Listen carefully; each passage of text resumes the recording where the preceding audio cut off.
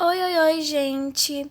É muito importante que vocês assistam esse vídeo até o final, pois nele a gente vai falar sobre os assuntos que vai cair na avaliação bimestral, tá certo? Para vocês estudarem e também revisarem o conteúdo. Eu vou explicar cada um desses assuntos, mas de antemão já vou citar logo quais são os assuntos que vai cair na prova bimestral de vocês. Redes de transporte, como a gente já viu, colonização brasileira, né? Como se deu, né? A colonização brasileira, a localização do Brasil, né? Onde ele está localizado, os fatores que influenciam no clima do Brasil e também os povos, né? Que vieram desde o início a habitar o Brasil, que são os indígenas e também os africanos. Primeiramente, a gente vai só relembrar um pouquinho sobre as redes de transporte, né, como a gente já viu, hidrovias, tropeirismo, ferrovias, rodovias, transporte aéreo. E a gente sabe que cada um vai ter suas vantagens e suas desvantagens. Por exemplo, hidrovia. Hidrovia tem uma grande capacidade de carga, né? Os navios levam muita coisa. Porém, uma desvantagem é a lentidão, que só vai onde tem água, né? E o transporte aéreo, por exemplo, como é que se diz? Ele tem uma vantagem de alta velocidade de deslocamento, né? Ele vai muito rápido, afinal ele voa. E também tem grande conforto para os passageiros, porém a desvantagem é os preços, gente, bem elevados, tanto de passagem como de manutenção. Então, e também menor capacidade de carga, porque ele não leva muita coisa, o avião. Afinal, para ele voar, ele tem que ser leve, então não pode levar tanta coisa assim, como cabe no navio, por exemplo. E, gente, sobre a colonização do Brasil. A gente sabe que teve duas principais potências naquela época que lutaram pela conquista e dominação desse território, né? E aí, quais as principais potências? Portugal e Espanha. E a gente sabe que aí, como eles lutaram para tentar conquistar e dominar esse território, eles também fizeram um acordo, né? Eles assinaram o Tratado de Tordesilhas, como vocês estão vendo e como a gente já viu nas outras aulas. Em relação à localização do nosso Brasil, a gente sabe que existem os paralelos, 5 paralelos de referência no mundo, e o Brasil ele é cortado por 2 desses paralelos. A gente pode ver aí os paralelos Equador e Trópico de Capricórnio, como vocês estão vendo, essas linhazinhas azuis aí. Então, nosso país ele é cortado por 2 paralelos, o Equador e o Trópico de Capricórnio. Pronto. A gente sabe que a localização do Brasil e dos países influencia no clima, né? Como a gente já viu, a gente está perto do Equador, então a gente tem climas mais quentes. Mas também existem outros fatores que vão influenciar nesse clima, que é a altitude, a forma de relevo e também a distância do mar. Pronto, aí chegamos nessa parte. E só voltando um pouquinho sobre a colonização do Brasil, né? Como consequência do interesse dos portugueses de plantar as coisas e pegar os nossos produtos e levar para comercializar na Europa e em Portugal, a gente sabe que de início a maior ocupação do Brasil se deu onde, gente? Nas zonas litorais, né? Com a construção e investimentos em portos. E o que esses portos faziam? Possibilitavam o escoamento desses produtos para Portugal, né? Então, de início, a ocupação brasileira se deu nas zonas litorâneas, por causa dos portos e para facilitar o escoamento dos produtos, tá certo? Então, ele não tinha um interesse em qualidade de vida, investimentos na qualidade de vida das pessoas que estavam vindo para o Brasil. Tampouco conhecer os outros países vizinhos. Então, de início, a ocupação se deu mais ali nas zonas litorâneas, por esse fato, né? Por causa da construção dos portos que facilitava levar os produtos até a Europa, Portugal. E aí, gente, como a gente já estudou sobre isso aqui, de onde os indígenas vieram, a origem dos indígenas, a gente vai ver que a teoria mais aceita é a primeira teoria, né? A teoria mais aceita pelos cientistas, né? Enfim. Por que essa teoria? Porque acreditam que pequenos grupos de caçadores, nômades, né? Que eles eram originários do continente asiático, atravessaram o estreito... ônibus.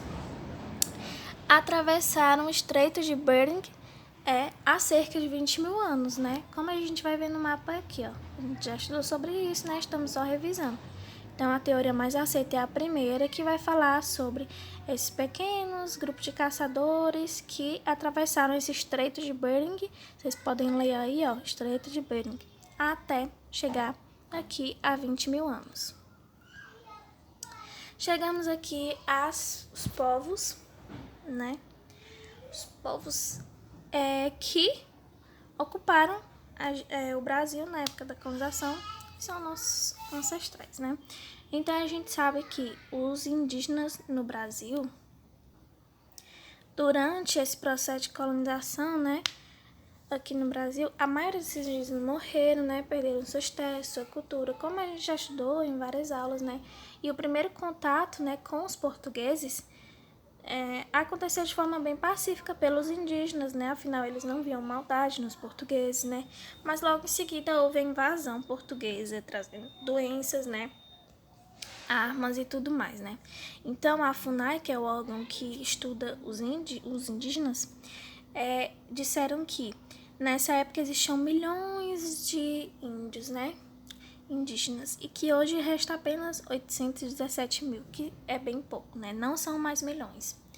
E a gente sabe que também tinha os curumins, né? Os curumins são as crianças indígenas e a gente estudou sobre a educação delas, que elas não iam para a escola, pois elas viviam nela. Por quê? Porque a vida delas era a sua escola, né? Eles estavam o tempo todo aprendendo.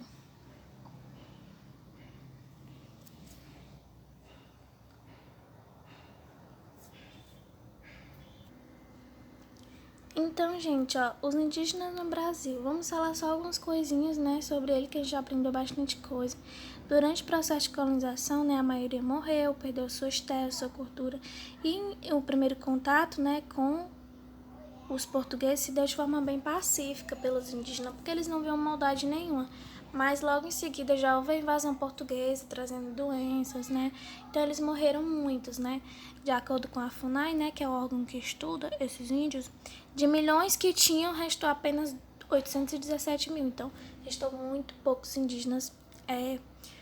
Não restou nem 1 milhão, né? Por dizer assim. E os curumins, né, são as crianças indígenas, como a gente já viu nas aulas. E elas não iam para a escola, pois elas viviam nela. Então, a vida dos indígenas, das crianças indígenas, era a sua própria escola, né? Afinal, eles estavam o tempo todo aprendendo. E aqui a gente tem um gráfico que vai mostrar onde tem, por regiões, onde tem mais, onde tem menos indígenas hoje em dia.